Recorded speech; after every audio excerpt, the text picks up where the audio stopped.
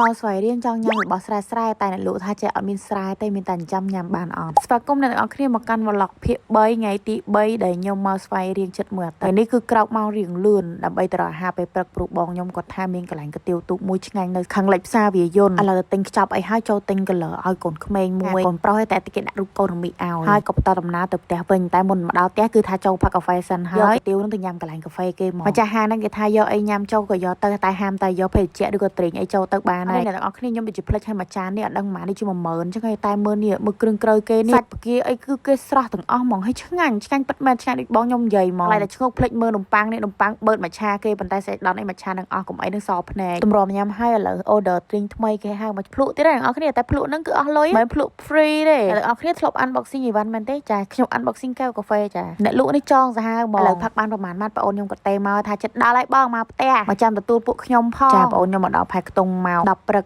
គឺថាមកសពគ្រប់ហើយនៅខ្វះតែមនុស្សស្រីម្នាក់អីអត់បានមកហើយគាត់តែឃើញដឹងថាគេមកដល់ពុបចឹងគឺថាវ៉ាវក្នុងក្រុមឆាតបែកផ្ទុះឆាតខឹងគេខឹងចាំចង់វីដេអូខ្ញុំនឹងដាក់រូបស្រីម្នាក់នឹងឲ្យថាខឹងគេឡើងពេញនឹងតែម្ដងលើនំប៉ាវបានជួបជាមួយនឹងនំពុំហើយយើងសម្រាប់តិចក៏នាំគ្នាចេញដំណើរញ៉ាំបាយថ្ងៃនិយាយទៅស្វ័យរៀងពិតមែនអត់មានកន្លែងដើរលេងទេអត់មានរមណីយដ្ឋានអីទេគ្រាន់តែមានកន្លែងញ៉ាំអីលេងតិចតួចទេនេះពួកខ្ញុំនាំគ្នាមកញ៉ាំអីនៅស្ពានថ្នោតកាលចំនួនខ្ញុំនៅស្ទាវខ្ញុំមកលេងនឹងអត់មានថ្មឯស្ពានគឺឈើទាំងអស់តែឥឡូវគេអាប់ដេតទេតែនិយាយថ្មអស់ហើយនេះគេមានកញ្ចុះអង្គុយអញ្ចឹងញ៉ាំលេងរីលេកម្ហូបបែបស្រែស្រែអញ្ចឹងទៅយើង order អីហើយរងចាំបន្តិចហើយជាកន្លះម៉ោងអីទេម្ហូបយើងបានមកដល់ហើយម្ហូបគឺទម្រង់បែបស្រែស្រែរសជាតិស្រែហ្មងតែពេលកំងហ្នឹងសុំអ្នកលក់ថាអ្នកលក់សុំបែបស្រែស្រែត្រីអីអ្នកលក់ថាអត់មានស្រែទេអូនមានតែចិញ្ចឹមញ៉ាំបានអត់ចាកែហើយខ្ញុំនេះក៏ដាក់ទៅវិញថាបាច់របស់ស្រែក៏បានដែរបងឲ្យតែរសជាតិស្រែស្រែទៅបានហើយមានណាអ្នកលក់ដាក់រសជាតិស្រែធម្មជាតិឲ្យពិតៗហ្មងរសជាតិចឹងអត់ងាយរកបានទេខ្ញុំនិយាយតាមត្រង់ម្ហូបដែលខ្ញុំហៅគ្រាន់តែស្វាយនោះគេថែមឲ្យឡើងមួយចានមើលប៉ុណ្ណឹងហើយអ្នកណាមិនដឹងស្រែតែអ្នកលក់ស្មោះត្រង់ណាអ្នកលក់ថាអត់ស្រែទេគឺចិញ្ចឹមទាំងអស់តែរសជាតិគាត់ធានាហ្មងរបស់គាត់ណាហើយនិយាយថែមជាមួយអំបិលអត់ស្ករច្បាយគោឆ្មាជ្រលក់ចេះមកអូជាតិណាស់អ្នកនរគ្នាហើយបាយញ៉ាំត